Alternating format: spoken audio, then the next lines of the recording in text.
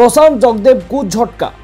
EVM भंगारुज अभियोग मामलें चिलिका विधायक प्रशांत जगदेव को जमीन आवेदन खारज। खोर्धा द्वितीय अतिरिक्त जिला दौरा जज कोर्ट शुक्रवार प्रशांत जगदेव को जमीन आवेदन को खारज कर दैछंती। जगदेव को सपक्ष में कोर्ट रे प्राय 40 जन वकिल जुक्ति बाढ़ी हेले कौनसी फल मिले ना।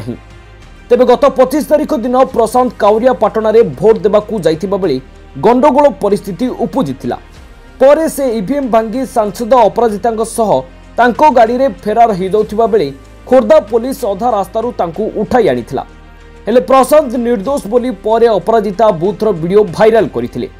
हेले अपराजितांको एही वीडियो को भूल प्रमाणित करबाकू जाई बीजेडी नेत्री सुलता देव आउ एक वीडियो निज सोशल मीडिया रे पोस्ट करथिले, जेउथुरु स्पष्ट जना पडुथिला कि प्रशांत गंडगोल करबा सह पोलिंग ऑफिसर को सह खराब व्यवहार करुछंती, जहाँ पर राजनैतिक माहौल आहुरी सरगरम होई उठिछि।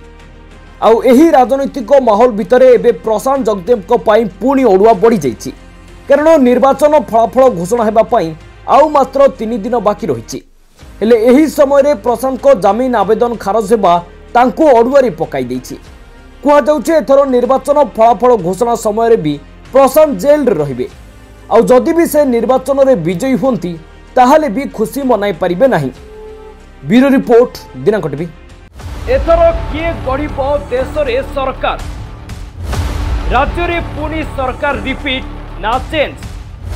कौन कहूची देशर एग्जिट पोल अंक? एग्जिट पोल हेबो कि एग्जैक्ट पोल? केंद्र रे फुटिब पद्म, राज्य रे बाजिबो कि शंख? ना होई जिवो केउठी बड़ ओलट पालट?